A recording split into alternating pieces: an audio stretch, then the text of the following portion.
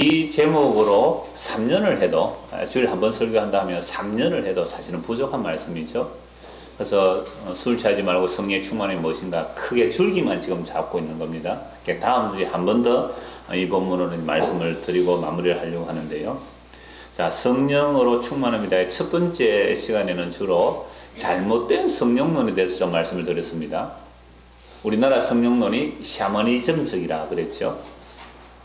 그래서 마치 무당이 어떤 신령한 능력, 무당이 굿하는 그런 식의 성령운동들이 굉장히 많았다라는 것을 그 미국의 유명한 종교학자 하버드의 그 하비코스의 이야기를 인용하면서도 잠시 말씀을 드렸습니다. 그리고 이제 두 번째 시간에 성령으로 충만한다는 것은 성령에 의하여 그리스도로 충만한 것이며 성령으로 말미암아 말씀에 충만한 것을 말씀드렸습니다. 그래서 오늘은 성령에 의하여 말씀에 충만하며 무엇을 증거하게 되는지 사도행전을 통해서 보겠는데요. 그 전에 지난주 마지막 부분에 보았던 그 말씀, 제가 서울 갔더니 목사님 막 이렇게 막 고함을 지르려고 했다 그랬는데 오늘 고함 안 지르고 살살 하려고 합니다. 뭐 제가 고함 지른다고 잘 들리는 것도 아니고 하니까 고린도후서 10장 4절 6절 말씀입니다. 우리의 싸우는 무기는 육신에 속한 것이 아니요 오직 어떤 견고한 진도 무너뜨리는 하나님의 능력이라 모든 이론을 무너뜨리며 하나님 아는 것을 대적하여 높아진 것을 다 무너뜨리고 모든 생각을 사로잡아 그리스도에게 복종하게 하니 너희의 복종이 온전하게 될 때에 모든 복종하지 않는 것을 벌하려고 준비하는 중에 있노라.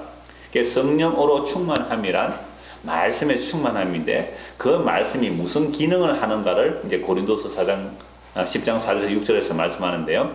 그 말씀의 기능에 대해서 히브리서 4장 12절 13절입니다. 하나님의 말씀은 살아있고 활력이 있어 좌우의 날선 어떤 검보다도 예리하여 혼과 영과 및 관절과 골수를 찔러 쪼개기까지 하며 또 마음의 생각과 뜻을 판단하나니 지으신 것이 하나도 그 앞에 나타나지 않음이 없고 우리의 결산을 받으실 이의 눈앞에 만물이 벌거벗은 것 같이 드러나느니라. 그러니까 하나님의 말씀의 능력이 죽은 말씀이 아니잖아요. 문자가 아니라 살아있는 말씀이에요. 그래서 문자는 죽인 것이고 영은 살리는 것이라 했을 때 이 말씀이 살아서 역사한다는 말이죠. 말씀 자체가 살아서 역사하는데 그 말씀에 살아서 역사하는 것이 칼로 구해야죠. 아주 예리한 칼, 좌우의 날선 것보다 어떤 것보다 더 예리하여 우리의 심령과 골수와 관절을 찔러 쪼개기까지 하여 뭘 드러낸다고요? 우리의 마음의 생각을 드러내버리는 거죠. 그럼 우리가 우리 몸 안에 뭐 뇌를 사진 찍고 뭐 이렇게 장기를 사진 찍을 때 CT도 찍고 MRI도 찍잖아요. 그 CT, MRI라는 것은 우리 몸에 숨겨져 있는 어떤 질병의 요소들을 찾아내어서 이렇게 고치는 것을 위해서 그렇게 하잖아요. 근데 하나님의 말씀은 심령과 골수를 완전히 다 쪼개서 무엇을 드러낸다 그랬죠? 우리의 생각들, 생각들을 드러내므로 하나님 앞에 뻘거벗은 것이 이제 드러나죠. 그렇게 뻘거벗은 것이 드러내실 뿐만 아니라 그 드러내서 그것을 수술하시는 거죠. 그래서 그 말씀의 수술이란 하나님을 대적하여 높아진 모든 이론과 생각들을 사로잡아 그리스도에게 복종하는 것이 고린도후서 10장의 말씀이고 또 그렇게 수술하는 것이 바로 하나님의 말씀이라고 말씀드렸습니다. 제가 부산에서 어느 전도사님 종종 전화를 받는데요. 저보다 나이가 많으신 분인데 늦게 이제 예수를 믿고 이제 신학을 하는 분인데 어떻게 저희 교회를 몇 년 전부터 이제 설교를 들었어요. 그래서 자기는 참 설교 들어서 그거 기뻐가지고 그걸 이렇게 교회나 또는 뭐 또 학생회 또는 청년회 이렇게 전도사니까 전하면 그 학생과 청년들은 좀 이렇게 귀를 쫑긋하고 잘 듣는 사람이 있는데 물론 안 듣는 친구도 있겠죠. 있는데 그러한 이야기를 하면 담임 목사나 신학교에서는 아주 싫어할 뿐 아니라 완전히 뭐 미친놈 취급받는다고 괴롭다면서 하나님 왜 이렇게 날 괴롭게 하느냐고 종종 항의를 합니다. 뭐 얼마나 자주 뭐 사실 시도 때도 없이 그 전화 와가지고 되게 30분씩 통화할 때도 있고 그러는데요. 때로는 더 늦게도 이제 통화하고 하는데 제가 그럴 때에 아주 차분하게 답변을 하죠. 뭐라고 하느냐면 감히 땅의 티끌 주제에 어떻게 그런 항의가 나오는가? 당신이, 물론 전도사님이지만 당신이 이렇게 표현합니다. 당신이 그런 항의가 나온다는 것 자체가 이미 선악과를 따먹고 나서 당신의 이론과 사상이 당신 속에 가득하기 때문에 그렇다고 제가 지난 금요일 또 이야기를 했습니다. 자, 그러므로 성도란 모든 이론과 생각들이 이 땅에서 살아있는 동안에 사실은 다 무너지게 되어 있습니다. 그래서 그 높아진 이론과 생각들을 다 무너뜨려서 예수 그리스도에게 반드시 복종시키는데요. 그래서 이 복종이 온전하게 되면 어떤 모습이 나올까요? 주님께서 하시는 모든 일은 다 옳습니다. 저는 다 틀렸고 전적으로 주님만 옳습니다. 나를 죽이시고 나를 지옥에 보내셔도 주님은 옳습니다. 이게 우리의 이론과 생각들이 복종된 모습이거든요. 여러분 이렇게 고백하실 수가 있을까요? 그러시면 안 됩니다. 내가 50년을 교회를 열심히 다녔는데 나를 지옥에 보내면 누구를 천국에 보내겠습니까? 이렇게 항의하시겠습니까? 옛날에 그 신천지 맞죠? 신천지 사람이 저 옛날 예배당에 있을 때 우리 집사님이 한 분 데리고 왔어요. 데리고 와서 이제 저하고 이렇게 한참 이렇게 토론을 했는데, 그래서 제가 이 말 그대로 했습니다. 아니, 제가 비록 목사를 할지라도 주님께서 너는 지옥에 가야 돼 라고 한다면 예 주님 마땅하십니다 라는 말을 저는 할 수밖에 없습니다 라고 그 신천지 사람에게 얘기를 했어요. 그 신천지가 겁도 없이 목사한테 왔으니까 자신 있다고 왔겠죠. 그랬을 때 안색이 변하는 거예요. 목사님이 그런 말씀 하시면 안 됩니다. 어떻게 그런 말씀을 하실 수 있습니까? 그 생각은 뭐예요? 그 사람이 그렇게 열심히 신천지 가서 활동한 이유는 뭐 받기 위해서 한 거예요? 구원받으려고 한 거예요. 어디 인간이 구원받을 자격이 있습니까? 우리가 어느 인간이 예수 천지를 창조하신 하나님을 살해한 인간이 무슨 구원을 내도려고 해요? 말도 안 되는 얘기잖아요. 지옥에 맞다 그러면 안 됩니다라고 막 벌떡 뛰는 거예요. 그래서 모든 이단들은 다 율법주의입니다. 모든 이단들은 다 율법주의예요. 내 행함으로 단계가 높아가고 내 행함으로 14만 4천 애들하고 내 행함으로 높은 자리를 차지한다는 그 생각들이 다 있어요. 그러니까 그렇게 죽을 정도로 열심을 내죠. 여러분 신천지들이 전에 말씀드렸어요. 원래 부쩍 심합니다. 왜 그러냐면 내년에 14만 4천 숫자를 채워야 하는 해래요. 14만 4천에 한 10만 명쯤 된다고 하거든요. 그러니까 내년에 14만 4천을 채워야 돼. 왜? 언제 이만희가 죽을지 모르잖아요. 어리석은 자들이 그 사람 죽는데 그러니까 또 하필은 또 내년에 무슨 해예요? 2014년이잖아요. 제가 그 이단들은 그런 거 굉장히 많이 잘 이렇게 체크를 하거든요. 그것은 제 추측입니다. 2014년에 14만 4천을 채우자. 14. 그러지 않았겠다는 이제 생각이 들죠. 그래서 심지어 어떤 짓까지 하면서 포섭을 하느냐면 신문에 다 나왔죠. 인터넷 뉴스에 나왔는데요. 어떤 여전도사가 성적으로 이렇게 유혹해서 전도하는 일까지 일어났다는 것이 보도가 됐어요. 그렇게 열심히 하는 것은요. 옛날에는 14만 4천만 군 받는다 그러는데 그 요한계시록 보면 그 밑에 흰무리가 나오거든요. 흔한 흰무리. 그러니까 14만 4천만 군 받는다 하면 문자적으로도 틀리니까 밑에 흔한 흰무리가 있잖아요. 14만 4천은 자기들이 이제 이 마지막 때에 가장 높은 자리에 참여하게 되고, 그 다음에 흰무리들은 아주 거느리는 그런 사람이 된다는 거예요. 그래서 전에 신천지하고 한바탕 붙은 적이 있는데요. 정인도 두 분 계시는데, 그러니까 뭐라고 그럽니까? 나중에 내가 14만 4천 자리에 올라가서 내가 재판할 때 니 한번 보자 이러더라고요. 그래, 그때 한번 보자. 그때 한번 보자 그랬는데. 참 어리석어요. 물론 교회가 제대로 복음을 안 전했기 때문에 그들이 그런 이단들의 미혹에 빠져 이제 들어가는 것이죠. 자, 그러니까 우리가 우리 안에 있는, 우리 태어나면서부터 있는 그 아담의 후손으로 태어난 모든 인간들이, 범죄한 그 모든 아담의 후손들의 이론과 생각들이요, 이 안에 가득 들어있는데, 이것들이 이제 성령이 오셔서 성령 말씀이라고 했잖아요. 그 말씀의 검이 살아서 그 이론과 생각들을 드러내고 부수고 파괴하고 무너뜨리고 삭제시켜낼 때에 뭐라고 해야 된다고요? 죽도록 충성하고서도 저는 마땅히 해야 할 일을 한 무익한 종입니다 라는 고백이 믿음이거든요. 그리고 죽도록 충성하고서도 나는 무익한 종입니다. 그럼 무익한 종이니까 너는 쓸모없어. 가! 예, 당연하죠. 이게 뭐라고요? 예수님의 제자들이 예수님께 믿음을 더하여 달라고 했을 때 예수님께서 답변하신 믿음의 내용이에요. 근데 이런 믿음 우리에게 있나요, 과연? 그래서 이 이론까지도 뭐가 되어 있어요? 선악과 따먹은 내 안에 이론과 사상으로 무장되어 있습니다. 그래서 이런 복음을 전하면요, 말씀이 아주 분명히 증거함에도 불구하고 얼마나 그 말씀에 복종하기 싫어서 이리저리 빠져나가는데 그 빠져가는 접속사들이 그렇지만, 제가 지난주 설교했더니 어느 집사님 그래요. 우리 애들도 그래요. 부모가 자식에게 말씀 전하면 그래도요, 그렇지만, 그러나 하면서 다 빠져나가는 거죠. 자, 이렇게 빠져나갈 뿐만 아니라 심지어 하나님의 말씀을 인용해서까지도 빠져나가는 거예요. 말씀에 그런 것만 있나? 이런 말씀도 있는데 꼭 그렇게 빠져나가더라고요. 심지어 우리가 기도하고 금식하고 전도하고 희생, 헌신, 봉사하는 것 안에도 뭐가 들어있어요? 우리의 마음에 높아진, 하나님을 대적해 높아진 생각과 이론들이 그 안에 다 들어있어요. 그래서 사람에게 보이기 위하여 기도하고, 사람들에게 보이기 위하여 구제하고, 사람에게 보이기 위하여 금식한다고 예수님께서 마태복음 6장에 책망하잖아요. 그러니까 그래, 너희들은 보이기 위해서, 이름 내기 위해서 그렇게 막 이름 내자. 나는 무명을 한다. 심지어 우리 교회는 주보에 헌금자 명단도 안 낸다 라는 식의 또 다른 자랑이 나오는 거예요. 그래서 너는 이름 내기 사람에게 보이기 위해냐? 나는 그런 식으로 안 해. 나는 무명으로 하겠어. 나 이름 안 내겠어 하는 또 뭐가 나와요? 또 자기 가치, 자기 자리 또 나오는 거예요. 그러니까 인간은 보세요. 빠져나가든지, 찬양들 잘 들으십시오.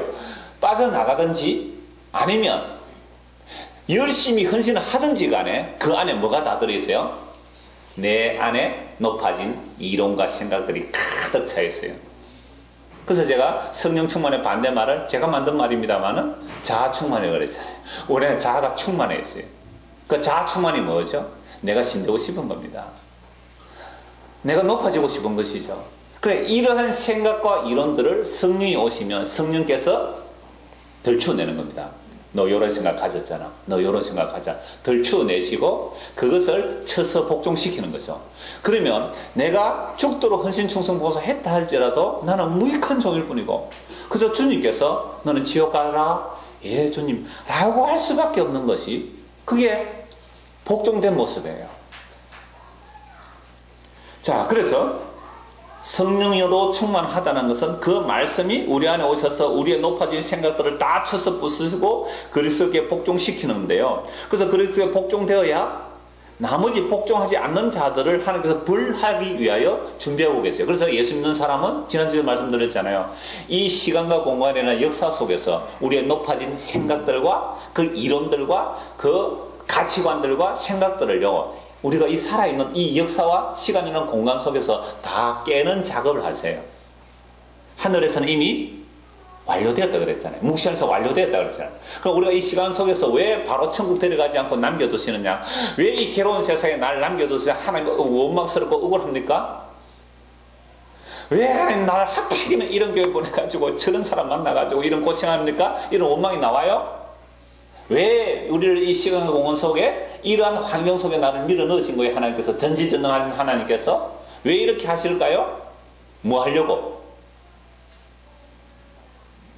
하나님을 대적하여 높아진 우리의 이론들, 그 생각들, 그거 부수시기 위하여.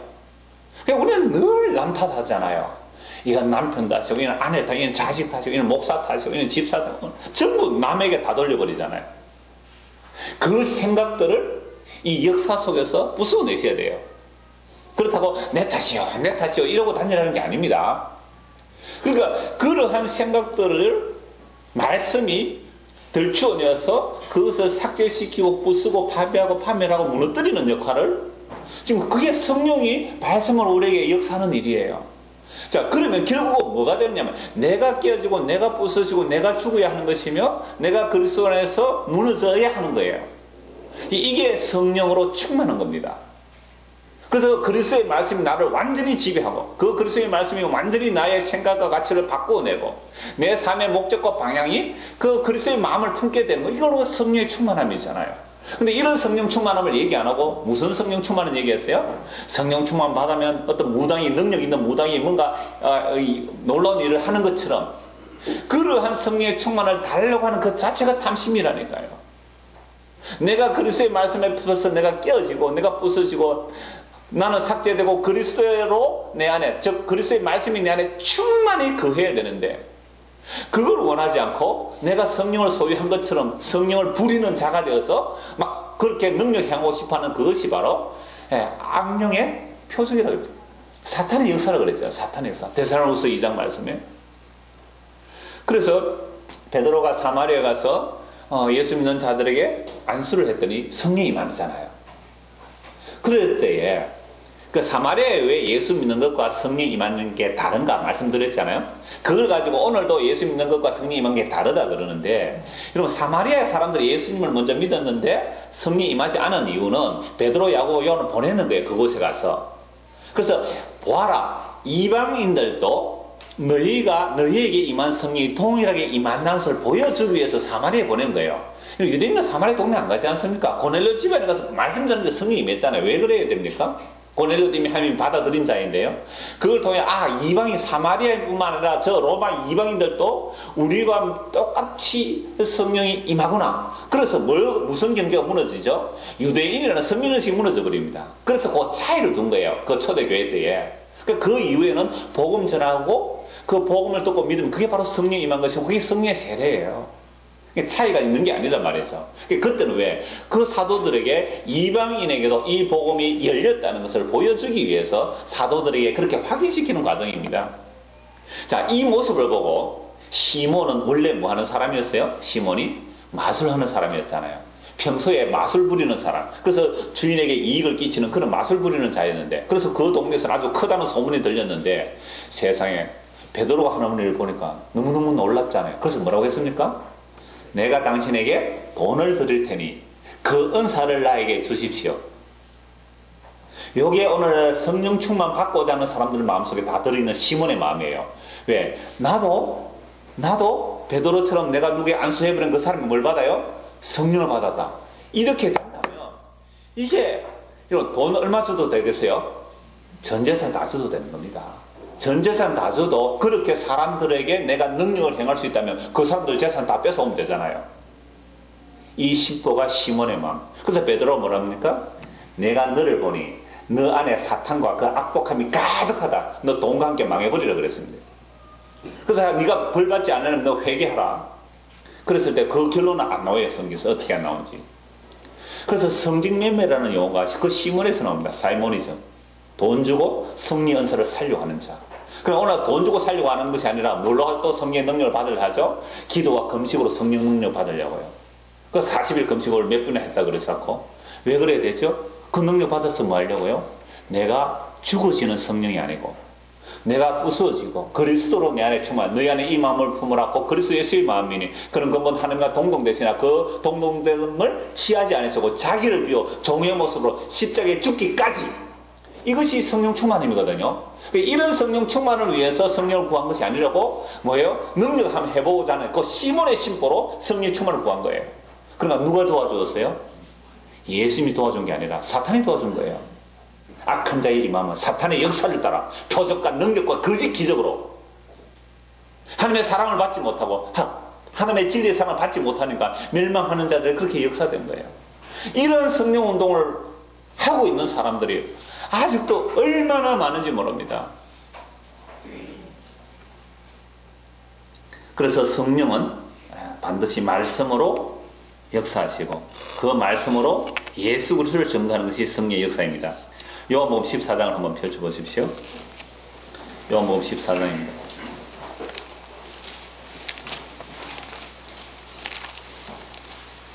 1절 너희는 마음에 근심하지 말라. 하나님을 믿으니 또 나를 믿으라. 예수 믿는 게 하나님 믿는 거다 이 말씀이죠. 또 내 아버지 집에 거할 곳이 많도다. 그렇지 않으면 너희에게 일렀으리라. 내가 너희를 위하여 거처를 예비하러 가노니 가서 너희를 위하여 거처를 예비하면 내가 다시 와서 너희를 내게로 영접하여 나 있는 곳에 너희도 있게 하리라. 그러니까 이 말씀은 이제 예수님께서 제자들에게 내가 곧 떠나야 된다라고 하니까 이제 제자들이 근심이 가득 차서 어디 가십니까? 어디 갔습니까? 그렇게 이제 근심을 하죠. 그때 예수님께서 너네 마음에 근심하지 말라. 하나님 믿으면 또 나를 믿어. 나를 믿는 거 하나님 믿는 것이다. 내 아버지 집에 거할 곳이 많다. 그렇지 않으면 너희에게 일러서리라. 내가 너희를 위하여 거처. 전에 한글 개혁성에 뭐라고 했어요? 처소라고 그랬죠. 예, 처소. 여러분 그 신천지는요. 지금 이 개혁 개정을 쓰는 것이 아니라 꼭 전에서도 한글 개혁만 써요. 왜 한글 개혁만 쓰는지 아세요? 자기들의 이론을 고문자 토시대로 한글 개혁을 사용했는데 여기서 그 옛날에 처소로 그처로 싹 바꿔놨거든요. 그러니까 자기들의 말에 안 먹혀요. 이 성경을 쓰면. 그래서 신천은 꼭 무슨 성경만 써요? 전에 성경 그거만 쓰는 거예요. 그래서 제가 설교에서 어느 목사님 그러더라고요. 가끔씩 성경 한 번씩 바꿀 필요가 있다고. 그 신천지 그 사람들이 그 문자를 딱 붙들고 있는 거예요. 그래서 심지어 여러분 창세기 12장에 보면 아브라함을 보고 뭐라 그랬어요? 너는 복의 근원이 될지라 그랬잖아요. 이거 가지고 설교 얼마 아직도 그 얘기예요. 여러분은 복의 근원이 되어야 됩니다. 왜? 창세기 12장에 여러분 복의 근원이라는 말 헬라 히브리어에 없어요. 근원이라는 말 자체가 없어요. 그래서 성경 이번에 바뀐 거는 뭐예요? 너는 복이 될지라. 하나님께서 너고 복되라 그런 거예요. 그럼 그 복이 뭔데요? 예수를 믿으면 어렵다는 받는 게 복이잖아요. 그러니까 그런 글자 하나씩 살짝 바꾸면 이제 이단들의 이론이 무너지니까 그래서 성경 우리 바꿔 돈 들여서 새로 샀잖아요. 한 번씩 또 바꿔야 될 것 같아요. 그러니까 옛날에 말해요. 처소 그랬잖아요. 처소. 그런데 지금은요, 거처라 말했죠. 자, 그래서 걱정하지 마라. 내가 가면 이제 거처를 마련하러 간다. 가서 너희를 위해 거처를 예비하면 내가 다시 와서 너희를 내게로 영접하여 나 있는 곳에 너희도 있게 하리라 라고 했으니까 이 거처가 무엇일까요? 이 거처가 무엇이죠? 요한계시록 보면 황금보석 꾸민 집이 있으니까 다들 예수님께서 하늘나라 가서 황금보석 꾸민 집을 짓고 계시구나. 황금보석 꾸민 집을 짓고 계시구나. 근데 그 황금보석으로 하나님께서 성을 집을 짓는데 그 집을 지을 재료는 어디서 올라가야 됩니까? 그 재료가 어디서 올라가야 되죠? 이런 설교 안 들어보셨나요? 그 재료는 우리가 이 땅에서 얼마나 헌신봉사 충성하느냐에 따라 재료가 올라가는 거예요. 제가 직접 이 설교를 들어봤다니까요. 천국 갔다 온 사람이 설교한다고. 근데 제가 그때 전도사였는데 저거 엉터리니까 내가 가서 둘러없겠다 하니까 우리 집사님 당신 나중에 목사 돼서 하고 지금은 가면 참으라. 아니 전도사니까 이랬으니까 가면 참았습니다만 정말 그 얘기를 하더라고요. 그러니까 천국의 아파트 평수가 넓어지려면 전도를 많이 해야 된다 해서 전도하면 그 사람 이름 명패만큼 평수를 넓혀준대요. 이렇게 얼마나 우리의 이론에 맞는 생각이에요. 그죠? 이 세상의 이론이 뭐예요? 인과율이잖아요. 기본 테이크예요. 받은 것만큼 주는 거잖아요. 그거 딱 이 세상 이론이고 생각이잖아요. 제가 맨날 이렇게 설교하니까 여러분은 전도도 잘 안 하죠? 그리고 또 이러니까 자꾸만 그러면 이제 부자가 헌금 많이 하면 하늘에 뭐 아파트 평수 넓어지나 이런 생각을 할까 싶어서 뭐까지 얘기하냐면 어떤 아주 가난한 사람이 자기 집에 암탉 한 마리를 키우는데 그 암탉이 알을 낳았는데 그 알을 탁 옛날에 지퍼로 된 구름이 있잖아요. 구름이 탁 해서 목사님을 탁 갖다 드린 거예요. 그러니까 천국에서 자기가 봤대요. 보니까 야 재료 올라온다 재료 올라온다 그러더래요. 계란 한 구름이라도 그게 어디로 올라간다고요? 하늘을 살아서 주의 종을 잘 섬겼으니까 그게 하늘로 가서 재료가 돼서 하늘에 황금보석 꾸민 집이 넓어진다. 여러분 지금 이게 여러분들은 보면 들으시니까 우스운 얘기지만 이게 얼마나 어려운 얘기예요. 이게 되게 은혜롭다고 옛날에 그렇게 들었대요. 저 뒤에 앉으신 분이 부산에 뭐 DS교에서 몇 번 오셨는데 하여튼 그렇게 은혜로워. 왜? 그게 은혜로운 얘기잖아요. 안 은혜로워요? 아니 보세요. 어떤 사람이 부자가 돼서 큰 일을 했다고 그거 하늘에 맨션이 넓어지는 게 아니고 단지 뭐라도 계란 몇 개라도 하늘에 아파트 평수가 넓어지는 거예요. 그래서 어떤 예배당에는 건축을 하는데 할머니가 돈은 없고 그래서 산에 올라가서 나무를 캐가지고 그 나무를 팔아가지고 그래서 헌금했다. 그것도 똑같단 말이에요. 큰 돈 한다고 큰 아파트 아니고. 그러니까 하늘의 공로 사상이 이런 이야기들을 몇 개 섞어버림으로 뭐가 되어버리죠? 굉장히 은혜로운 이야기가 되는 거잖아요. 그러니까 많이 바치면 많이 넓어진다라고 얘기하면 가난한 자는 실망하잖아요. 그 작은 충성은 안 하게 되잖아요. 그러니까 그것도 살짝 멀어요. 작은 이야기들도 그렇게 포장해서 하면 굉장히 어려운 설교가 되잖아요. 그래, 나는 비록 가난할지라도 그게 나한테 퍼센테이지는 똑같잖아요, 원래. 그죠? 충성도에 따라. 그렇게 하면 굉장히 또 은혜가 되니까 모든 자의 열심을 다 끌어낼 수 있는 아주 효과적인 설교를 하는 거죠, 그렇게. 그런데요, 이 거처가 무엇일까요? 과연 예수님께서 올라가서 마련한 그 처소가 뭘까요? 내가 그 처소가 마련되면 내가 너희를 나 있는 곳에 데려오겠다 그랬잖아요. 그 처소가 뭔지 보십시오. 16절부터 보겠습니다. 그 뒤에 쭉 이렇게 쭉 말씀이 나오는데요. 그냥 쭉 읽어드리겠습니다. 4절부터 보십시오. 내가 어디로 가는지 그 길을 너희가 아느니라. 또 뭐가 이르되 주여 주께서 어디로 가시는지 우리가 알지 못하거늘 그 길을 어찌하겠사옵나이까. 예수께서 이르시되 내가 곧 길이요 진리요 생명이니 나로 말미암지 않고는 아버지께로 올 자가 없느니라. 너희가 나를 알았더라면 내 아버지도 알았으리로다. 이제부터는 너희가 그를 알았고 또 보았느니라. 빌립이 이르되 주여 아버지를 우리에게 보여주옵소서. 그리하면 족하겠나이다. 예수께서 이르시되 빌립아 내가 이렇게 오래 너희와 함께 있으되 네가 나를 알지 못하느냐? 나를 본 자는 아버지를 보았거늘 어찌하여 아버지를 보이라 하느냐? 하나님 아버지는 영원한 영이시기에 볼 수 없어요. 그 아버지를 온전히 보여주시면 예수님인데 날 보고 또 왜 아버지 보여달라? 날 보고 아버지 본 거란 말이죠. 10절 내가 아버지 안에 거하고 아버지는 내 안에 계신 것을 네가 믿지 아니하느냐? 내가 너에게 이르는 말은 스스로 하는 것이 아니라 아버지께서 내 안에 계셔서 그의 일을 하시는 것이라. 하나님 아버지가 어디에 계신다고요? 예수님 안에 있대요. 예수님 또 하나님 아버지 안에 있대요. 이게 무슨 관계로 이렇게 된 겁니까? 성령이거든요. 그 성령이 지배예요. 그래서 예수님만이 요단강에서 세례받을 때 다른 자들은 성령이 임하지 않는데 예수님에게만 성령이 임했잖아요. 그래서 예수님에게만 성령으로 아버지와 아들이 하나가 되어 있는 거죠. 그래서 이 예수님께서 십자에서 다 이루시고 하늘 올라가셔서 거처를 마련해서 우리에게 보내시는 것이 사도행전 2장 33절에 보면 아버지께로부터 성령을 받아 오늘 자기 백성들에게 예수님께서 성령을 부어주시는 분이 되잖아요. 그래서 세례요한이 나는 물로 세례를 주시는 분이지만 나는 물로 세례를 주는 내 뒤에 오시는 분은 뭘로 준다고요? 불과 성령을 세례를 준다고요. 불은 심판을 말하고 성령은요 구원을 말하는 거거든요. 그래서 성령의 세례를 주신다고. 예수 그리스도로부터 성령이 우리에게 오시면 그 성령이 오면 우리가 하나님의 뭐가 되죠? 처소가 되잖아요. 그러니까 처소는 뭐예요? 성령이잖아요. 근데 어떻게 이게 황금보석 꾸민 집이 돼요, 그게? 계속 보겠습니다. 10절 내가 아버지 안에 거하고 아버지는 내 안에 계신 것을 네가 믿지 아니하느냐? 내가 너희에게 이르는 말은 스스로 하는 것이 아니라 아버지께서 내 안에 계셔서 그 일을 하시는 것이라. 내가 아버지 안에 거하고 아버지께서 내 안에 계심을 믿어라. 그렇지 못하겠거든 행하는 그 일로 말미암아 나를 믿어라. 내가 진실로 너희에게 이르노니 나를 믿는 자는 내가 하는 일을 그도 할 것이요 또한 그보다 큰 일도 하리니 이는 내가 아버지께로 갑니다. 이걸 가지고 또 예수님보다 더 큰 일을 한다 해가 성령 충만하면 예수님보다 더 큰 일을 한다고 해서 수천 명 수만 명 모아놓고 넘어뜨리게 하고 예수님이 이런 거 못했잖아 몇만 명 넘어뜨리는 거 이런 짓을 하고 있는 거예요. 그래서 더 큰 일이라는 것은 성령이 임하심으로 그리스도를 증거하는 것을 말씀하고 있는 겁니다. 13절 너희가 내 이름으로 무엇을 구하든지 내가 행하리니 이는 아버지로 하여금 아들로 말미암아 영광을 받으시게 하려니. 또 이거 무엇이든지 구해라. 그러니까 가로 열고 자기가 좋아하는 것도 갖는데요. 이 무엇으로 구한다는 게 14절에 나옵니다. 내 이름으로 무엇이든지 네게 구하면. 그래 그 성령이 임했다는 말은요 그리스도가 오신 거예요. 그리스도가 뭘 구해서 이 땅에 오셔서?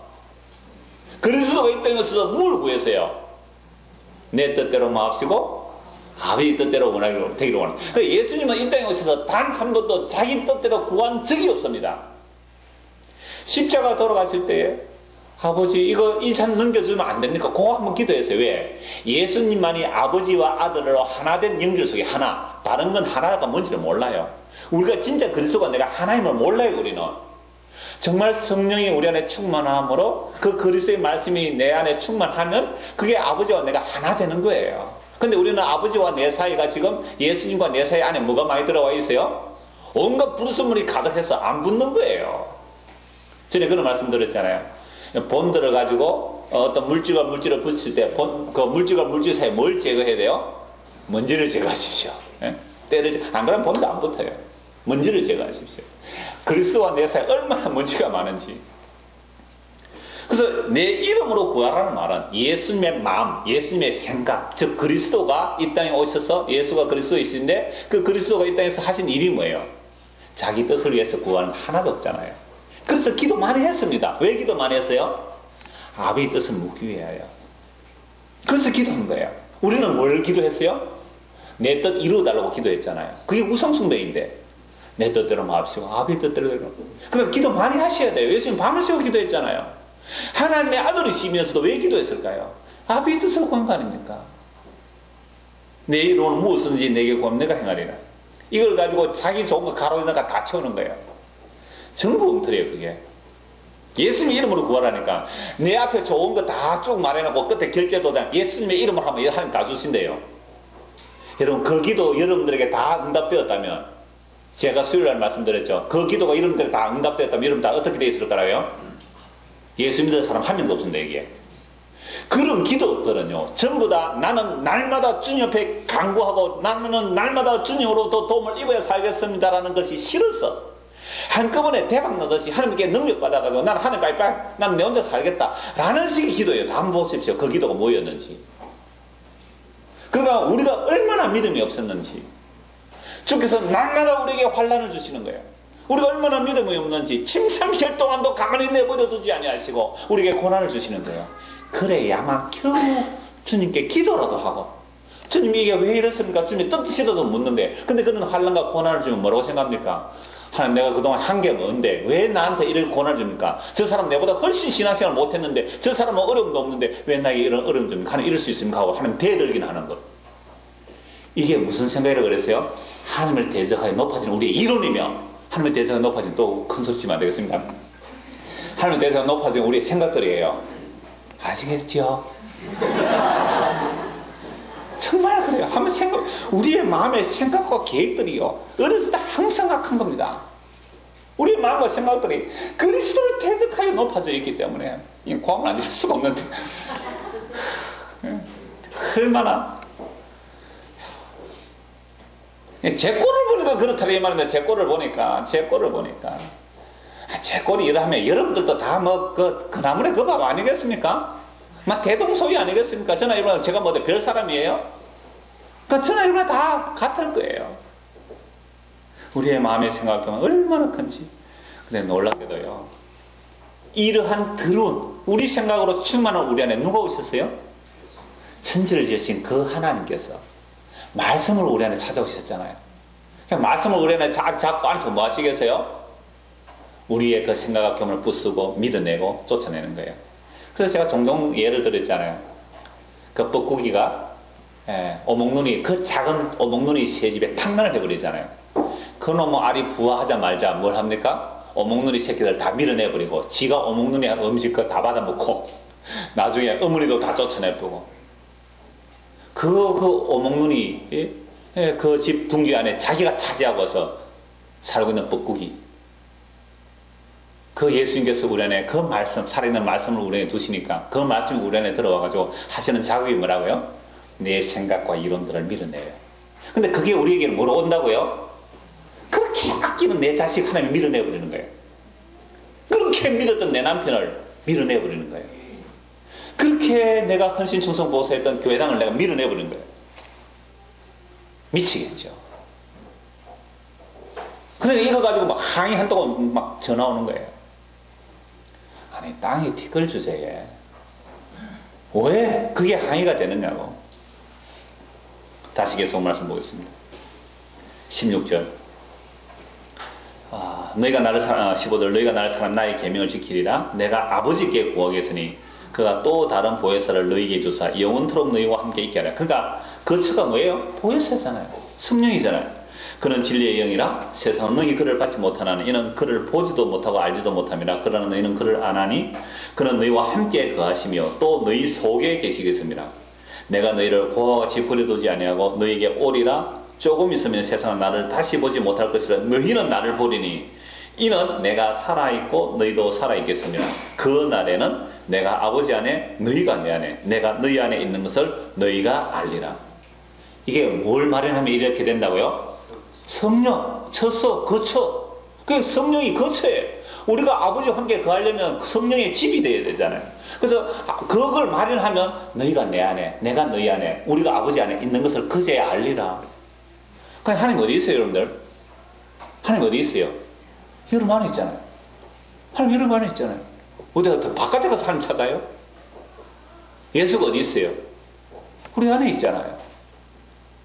너희 안에 그리스도가 없으면 그리스도의 사람이 아니다. 시험해봐라. 우리 안에 그리스도가 있는지 없는지 시험해봐라. 그리스도가 우리 안에 없으면 그리스도의 사람이 아니라 그랬어요. 그 그리스도가 우리 안에 있다는 증거가 뭐예요? 그 말씀에 하여 우리의 생각과 이론들이 무너지고 깨어지고 부서지는 겁니다. 물론 때로는 항의하겠죠. 대들기도 하겠죠. 그러나 정말로 하나님의 자기 백성이라면 그 그리스도의 말씀이 우리의 생각과 이론들을 부수고 깨내는 거죠. 그래서 그리스도 안에 충만히 임하시는 거. 내가 아버지 안에, 아버지가 내 안에 있는 그 성령의 그 역사 속에 내가 거처를 마련해서 내가 너희에게 보내. 왜 거처를 마련해야 되느냐면요, 예수님께서 십자가에서 다 이루셔야 되기 때문에, 그 다 이루시고 그 성령 우리에게 부어주셔야 되기 때문에 거처가 마련되는 겁니다. 12, 11절. 나의 계명을 지키는 자라야 나를 사랑하는 자니 나를 사랑하는 자는 내 아버지께 사랑을 받을 것이요 나도 그를 사랑해 그에게 나를 나타내. 그냥 계명 지킨다면서 예수 믿는 겁니다. 그러면 그 사랑이 우리에게 임하게 되는데, 가르치 아닌 유다가 이르되 주여 어째 자기를 우리에게는 나타내시고 세상에는 아니하려 하시나이까. 예수께서 대답해 이르시되 사람이 나를 사랑하면 내 말을 지키리니 내 아버지께서 그를 사랑하실 것이요 우리가 그에게 가서 거처를 그와 함께 하리라. 예수님 믿고 사랑한다는 말이, 그렇게 하면 뭐 해주신다고요? 우리가 그때 아버지와 아들이 어디에 온다고요? 네 안에 들어갈게. 그래서 우리의 거처를 네 속에 둘게.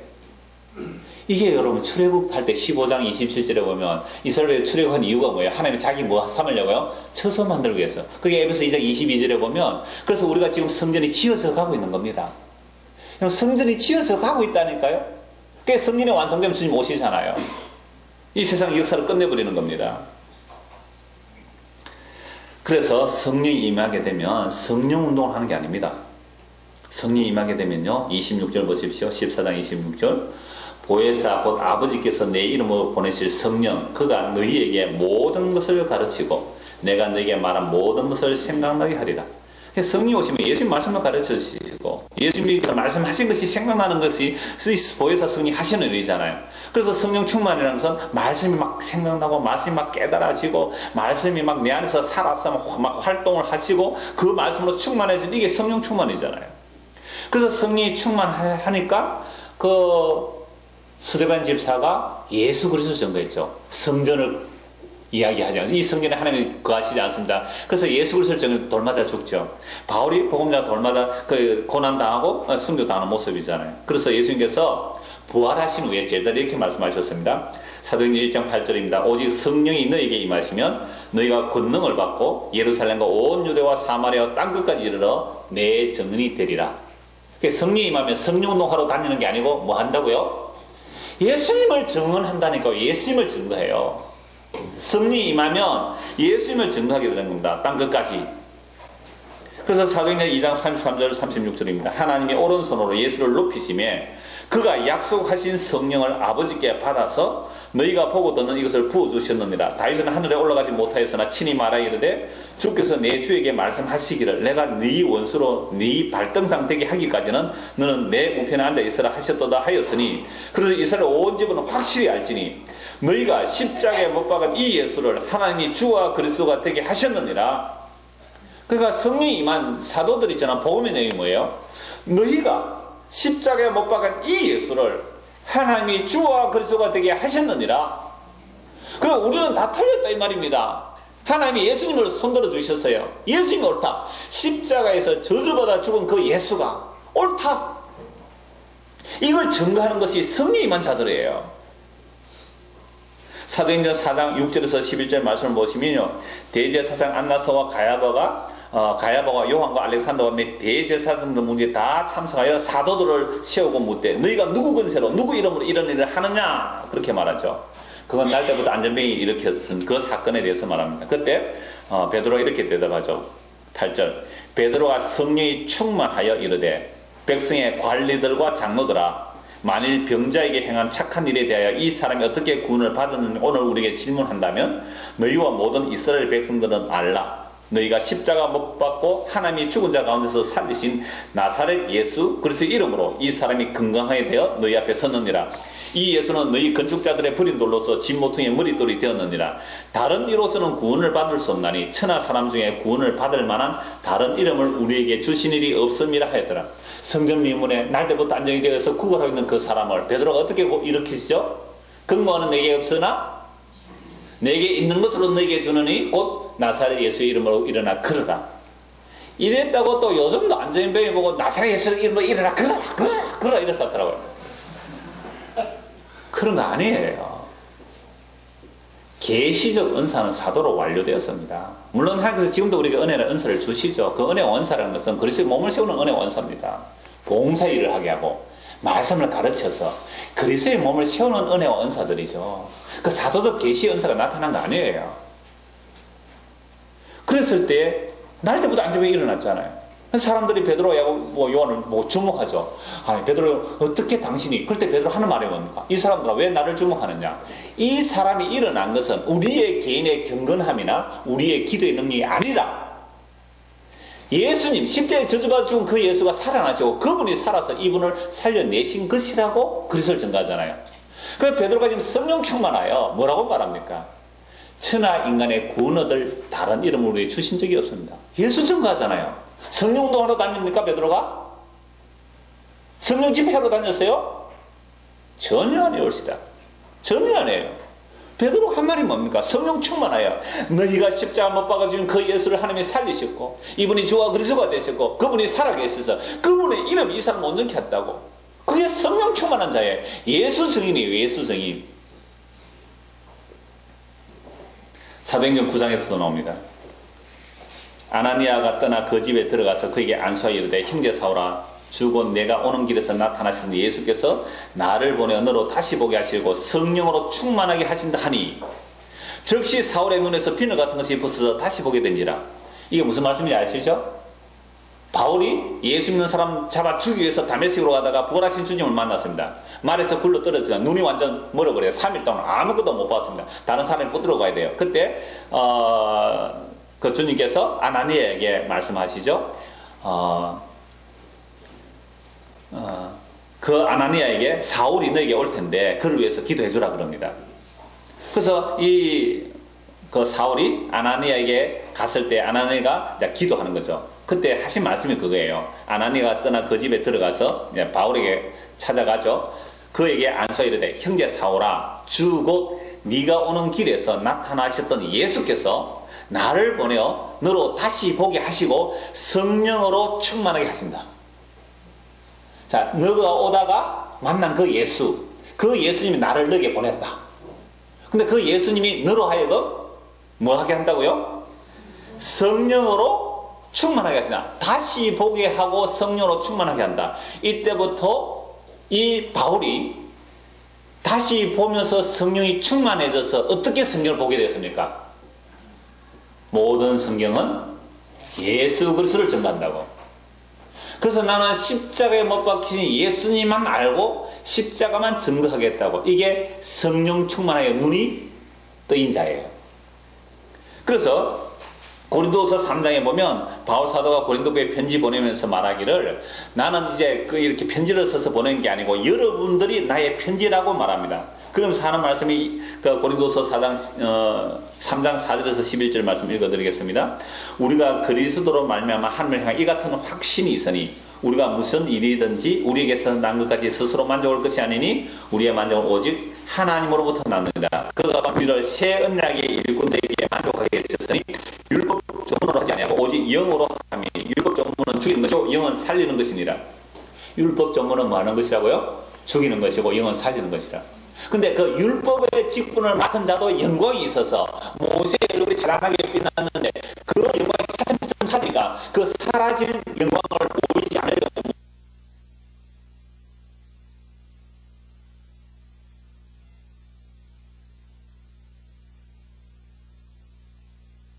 지만 새 언약의 일꾼은 영원한 영광이라는 겁니다. 근데 놀랍게도 이 새 언약의 영광은요 모세처럼 얼굴에 꽉 차는 게 아니라 그 시한약의 영광은 뭐를 증거하게 되죠? 십자가를 전하잖아요. 유대인들에게는 그리 끼는 것이요, 이방인의 미랑이로 그 십자가가 하나님의 영광이에요. 그게 하나님의 비밀이에요. 그게 하나님의 지혜라 그랬잖아요. 그래서 시한약 일꾼은 십자가를 전하는 거죠. 다들 도망가라고, 다들 도망가라고. 그런데도 도망가지 않고 그 십자가 앞에서 자기가 죄인됨을 알고, 내가 예수 죽인 자임을 알고 예수를 믿게 된다는 이것이 바로 십자가의 능력이며 복음의 능력이다, 이 말씀입니다. 18절입니다. 우리가 이 같은 소망이 있으므로 담대히 말하노니 우리는 모세가 이스라엘 자손들에게 장차 없어질 것의 결국을 중고하지 못하게 하려고 수군을 그 얼굴에 쓴 것 같지 아니하노라. 그러나 그들의 마음이 완고하여 오늘까지도 구약을 읽을 때에 그 수견이 벗겨지지 아니하고 있으니 그 수군은 그 안에서 없어질 것이라. 오늘까지 모세의 글을 읽을 때에 수군이 그 마음을 덮어도다. 그러나 언제든지 주께로 돌아가면 그 수군이 벗겨지리라. 주는 영이시니 주의 영이 계신 곳에는 자유가 있느니라. 우리가 다 수군을 벗은 얼굴로 거울을 보는 같이 주의 영광을 보며 그와 같은 형상으로 변하여 영광에서 영광이 이르니 곧 주의 영으로 말미암을. 주의 영, 성령이 임하면 예수님을 뭐로 보게 되죠? 영광으로. 예수님의 그 십자가를 영광으로 보는 거예요. 하나님의 은혜와 진리가 그리스도의 십자가에 다 나타나는 것을 알게 되는, 이게 주의 영으로 되는 겁니다. 바울의 눈에 비늘 같은 것이 벗겨지므로 율법을 읽을 때에 그 모세의 수건이 가려진 것들이 벗겨지는 거죠. 그러니까 오늘 우리가 성경을 볼 때는 성령으로 임하여 이 말씀을 보면 말씀이 율법 종으로 오는 것이 아니라 살아있는 영으로 우리의 마음에 새겨질, 이게 새언약이잖아요.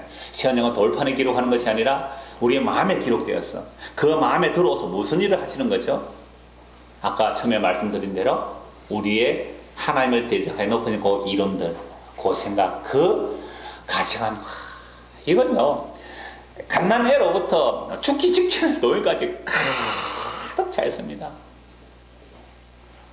그렇죠? 자기를 봐도 그렇고 남을 봐도 그렇고, 그러니까 끊임없이 내가 나오잖아요. 내가 네가 잘못했고 나는 옳다. 전부 그 얘기예요. 전부 그 얘기예요. 이것들을 깨부수는 싫은 일을 십자가에서 이미 완성하셨고, 그 완성하신 그리스도의 영을 우리에 부어주셔가지고 지금 이렇게 저런 모양으로 환난과 고난과 핍박과 어려움을 통하여 주님만 의지하게 하려고 우리를 이렇게 약하게 만들어 가세요. 약하게. 그래서 바울 사도는 나는 나의 약함을, 나는 못남을, 나는 나의 부족함을 자랑합니다. 그게 예수 믿는 사람들이 모인 교회예요. 근데 교회에서 무슨 자랑할 게 그리 많습니까? 그래서 갈라디아 3장 1절의 결론입니다. 어리석도다 갈라디아 사람들아, 예수 그리스도께서 십자가에 못 박히신 것이 너희 눈앞에 밝히 보이거늘 누가 너희를 깨닫냐? 내가 너희에게 다만 이것을 알려 하노니 너희가 성령을 받은 것이 율법의 행위로냐 혹은 듣고 믿음으로냐? 너희가 이같이 어리석었냐? 성령으로 시작하였다. 이제는 육체로 마치겠느냐? 그 성령으로 시작했다는 말은 그리스도의 영이 우리에게 오니까 뭐가 처음에 밝히 보여졌어요? 십자가가 밝히 보여졌는데 가다가 보니까 십자가는 점점 희미해지고 뭐가 막 드러나는 거죠? 내가 율법 지켰다는 거, 내가 이만큼 일을 했다는 거, 그것들이 막 드러나는 거죠. 그래서 할례를 하고 날과 절과 안식을 지키다 이런 것들이 나오니까 바로 지금 책망하는 겁니다. 성령으로 시작하면 십자가가 밝히 보이고 그 성령이 충만하면 그 십자가 속에 내가 들어가는 것이고 그 성령이 충만하면 내가 십자가 내 안에 들어오는 거잖아요. 이게 성령 충만이에요. 그래서 바로 내가 그래서 십자가에 죽었다 그랬잖아요. 그러니까 십자가를 경계로 세상을 보니까 세상이 죽고 있는 거죠. 세상이 나를 보니까 내가 죽고 있는 것으로 보이는 거예요. 이게 진짜 성령 충만이잖아요. 근데 예수 믿는 여러분들이 정말로 성령이 충만하다면 예수를 안 믿는 세상 사람들이 여러분들을 볼 때 여러분들은 뭘로 보여야 돼요? 죽은 자로 보여야 되잖아요. 저놈은 건드려도 아무 말도 대항 안 하더라. 막 건드리라. 이렇게. 죽은 자라고. 그냥 한두 번 참죠. 내 예수 믿는다고 한 참아준다. 예수는 내가 믿고, 덕은 네가 한 세 번, 네 번, 오늘 내 예수 믿는 거 좀 떼놓겠습니다 하고 한 번 붙자 이래 나오잖아요.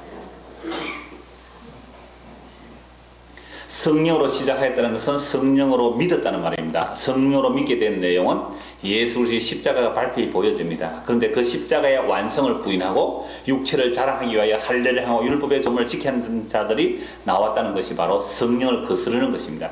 그러면 성령으로 시작하여 성령으로 마감되는 것은 바로 십자가입니다. 유대인들은 그리 끼는 것이며 헬라인들은 어리석어 보이는 것이지만 구원을 얻는 자들 곧 성령 임한 자들은 오직 십자가만이 하나님의 능력임을 믿게 됩니다. 이러한 성령의 충만함이 우리 모두에게 임하여 예수 그리스도의 그 십자가가 밝히 보여지는 저와 여러분 되기를 소원합니다. 기도하겠습니다. 하나님 아버지, 우리는 그동안 성령의 충만함을 참 많이 구했습니다. 그런데 그 성령의 충만함을 구하여 마치 시몬처럼 나도 능력자가 되고 싶다는 그 욕망이었음을 회개합니다. 참된 성령은 그리스도의 영이며 십자가의 영입니다. 내가 그리스도와 함께 죽어야만 그리스도가 내 안에 사시는 것인데, 그 놀라운 성령의 충만을 허락하여 주셔서 우리에게서 그리스도의 향기가 들어가는 그런 믿음의 사람이 될 수 있도록 날마다 성령으로 우리의 모든 높아진 생각과 이론들을 무너뜨리고 그 성령으로 그리스도의 말씀이 우리 안에 충만하게 채워지게 하여 주옵소서. 예수 그리스도 이름 받들어 기도드리옵나이다. 아멘. 찬송가 180